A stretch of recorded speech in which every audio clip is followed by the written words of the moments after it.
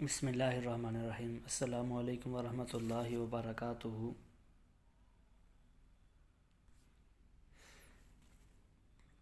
8th class ہے بیٹا، آج ہم پاک اسٹڈی کا لیسن پڑھیں گے۔ تو کل ہم نے نظریہ کی تعریف اور نظریے کے ماخذ پڑھے تھے۔ آج اسے آگے ہم لیسن شروع کریں گے۔ تو بیٹا جیسا آپ کو پتہ ہے کہ ہمارا سلیبس کمپلیٹ ہو چکا ہے، اب ہم اسے ریوائز کر رہے ہیں، اس لیے تھوڑا سا زیادہ لیسن ہوتا ہے۔ تو نظریہ کی اہمیت، نظریہ لوگوں کی سوچ کی عکاسی کرتا ہے۔ اور دوسرے نمبر پہ بیٹا بات یہ ہے کہ آپ کو پتہ ہے جب پہلی دفعہ پڑھایا تھا تو اس میں مکمل ڈیٹیل کے ساتھ آپ کو بات بتا دی گئی تھی، تو اب اس لیے تھوڑا سے ڈیٹیل بتائی نہیں جاتی۔ اقوام اسی وجہ سے زندہ نظر آتی ہیں۔ نظریہ انسان کے ایک دوسرے کے ساتھ قومی حقوق و فرائض کی وضاحت کرتا ہے۔ نظریہ قوم کو متحد رکھنے میں مددگار ثابت ہوتا ہے۔ نظریہ مقاصد کے حصول کے لیے ہر قسم کی مشکلات کا مقابلہ کرنے کی طاقت بخشتا ہے۔ یعنی کہ جب انسان کے اندر اہمیت، نظریہ میں نے کل بتایا کہ سوچ کو کہتے ہیں، مقصد کو، تو جب انسان کے اندر بیٹا کوئی بھی عزم ہوتا ہے کسی کام کو کرنے کا، کوئی بھی ٹارگٹ ہوتا ہے اس کی مائنڈ میں، کوئی مقصد ہوتا ہے کہ میں نے یہ جو کام کرنا ہے، تو یقیناً اس کے سامنے جیسے بھی حالات آ جائیں وہ ان کا ڈٹ کر مقابلہ کرتا ہے اور وہ اپنے نظریے تک، اپنے مقصد تک پہنچنے کی بھرپور کوشش کرتا ہے۔ نظریہ مقاصد کے حصول کے لیے جد و جہد کا جذبہ پیدا کرتا ہے۔ ڈیفینیٹلی بیٹا جب کسی انسان کا کوئی ارادہ ہوتا ہے کام کرنے کا تو اس کے اندر وہ نظریہ جو ہوتا ہے، جوش و جذبہ اس کے اندر پیدا ہوتا ہے اور اسے پریپیئر ہوتا ہے کہ میں کوئی بھی مشکلات آئیں میں ان کا سامنا کروں گا، اور مقصد کے حصول کو یقینی بناتا ہے۔ نظریہ انقلاب کو جنم دیتا ہے اور اس کی وجہ سے نئی راہیں نکلتی ہیں۔ یقیناً جب انسان کوئی نہ کوئی اسٹرگل کرے گا تو اس کے لیے کوئی نہ کوئی نئی راہیں نکلیں گی۔ کوئی بھی نظریہ فوراً وجود میں نہیں آتا، بلکہ اس کے پیچھے کچھ واقعات کام کر رہے ہوتے ہیں۔ عام طور پر نظریہ معاشرے کے پسماندہ لوگوں میں محرومی کو ختم کرنے کے لیے وجود میں آتا ہے۔ اسے یوں بھی کہہ سکتے ہیں کہ مشکل حالات اور سماجی دباؤ نظریے کو جنم دیتے ہیں۔ یعنی کہ جب انسان کے اوپر مشکلات آتی ہیں، ٹھیک ہے، تو وہ ان مشکلات سے نکلنے کے لیے کوئی اسٹرگل کرتا ہے۔ مثال کے طور پہ اگر مالی مشکلات ہیں تو ان سے نکلنے کے لیے اسٹرگل کرے گا، کوئی کاروبار شروع کرے گا، تو وہ ہر وہ کام جو اسے مشکلات سے نکلنے کے لیے وہ آگے نکلنا چاہتا ہے تو وہ کیا ہوتا ہے، اس کا نظریہ ہوتا ہے۔ اور معاشرے میں مشکلات کے شکار لوگ اس کی طاقت بنتے ہیں۔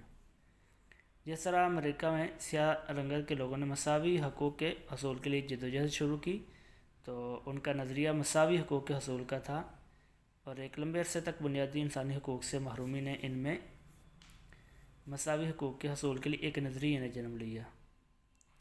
اسی طرح برصغیر پاک و ہند کے مسلمانوں نے اپنے سماجی و سیاسی حقوق کے حصول کے لیے جب جدوجہد شروع کی تو اس کی وجہ انگریزوں اور ہندوؤں کا ظالمانہ رویہ تھا۔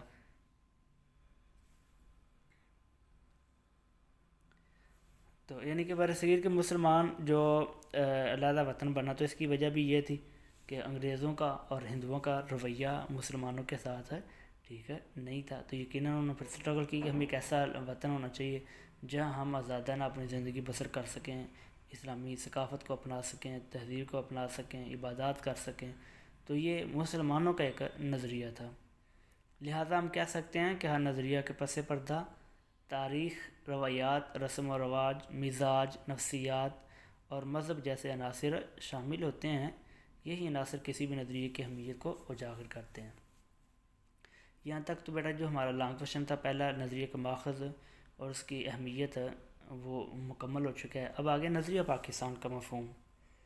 اسلامی نظریہ حیات پاکستان کی بنیاد ہے۔ نظریہ پاکستان سے مراد برصغیر جنوبی ایشیا کے تاریخی حوالے سے مسلمانوں کا یہ شعور تھا کہ وہ اسلامی نظریہ حیات کی بنیاد پر دوسری اقوام سے مختلف ہیں۔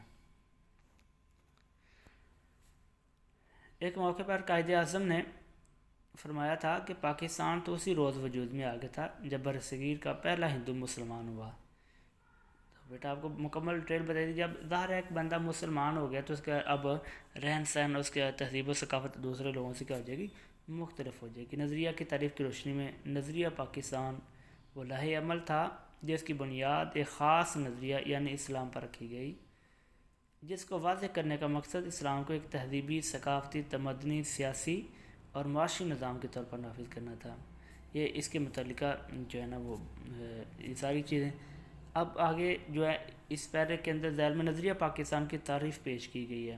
یہ مختلف نظریہ پاکستان کی تعریفیں بیان کی گئی ہیں. اس میں نظریہ پاکستان سے مراد ایک الگ خطۂ زمین کا حصول ہے جس میں مسلمانان برصغیر قرآن و سنت کی روشنی میں اسلامی قدروں اور نظریات کو محفوظ کر سکیں اور اپنی زندگیاں اسلام کے اس روشن اصولوں کے تحت گزار سکیں. یعنی کہ جو علیحدہ وطن ہم نے لیا اس کا جو نظریہ پاکستان بنا, پاکستان حاصل کرنے کا جو مقصد بنا, اس کے تحت ایک الگ خطۂ زمین کا حصول تھا, ایک علیحدہ ٹکڑا زمین کا چاہتے تھے جہاں مسلمان قرآن و سنت کے مطابق اپنی زندگیاں گزار سکیں.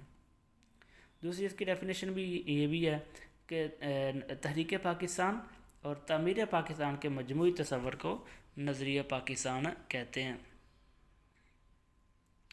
جی بیٹا یہ ایک اور اس کی ڈیفینیشن ہے کہ نظریہ پاکستان وہ نظریاتی بنیاد ہے جس کے تحت برصغیر کے مسلمانوں نے اپنی شناخت, حقوق, علیحدہ وطن اور قومی فلاح و بہبود کے لیے جد و جہد کی. تو یہ تھا نظریہ پاکستان. تو 8 کلاس بیٹا یہاں تک آپ کا لیسن ہے. یہ جو میں آپ کو سلائڈس بنا کے سینڈ کرتا ہوں اور میں ساتھ ساتھ وہ اس کو پڑھاتا بھی, اس کا مطلب یہ ہوتا ہے کہ یہ آپ کا جتنا آج میں نے پڑھایا, جتنی سلائڈس آئی ہیں آپ کے پاس, یہ اس کا لیسن ہے جو آپ لوگوں نے یاد کرنا ہے. جی السلام علیکم ورحمۃ اللہ وبرکاتہ.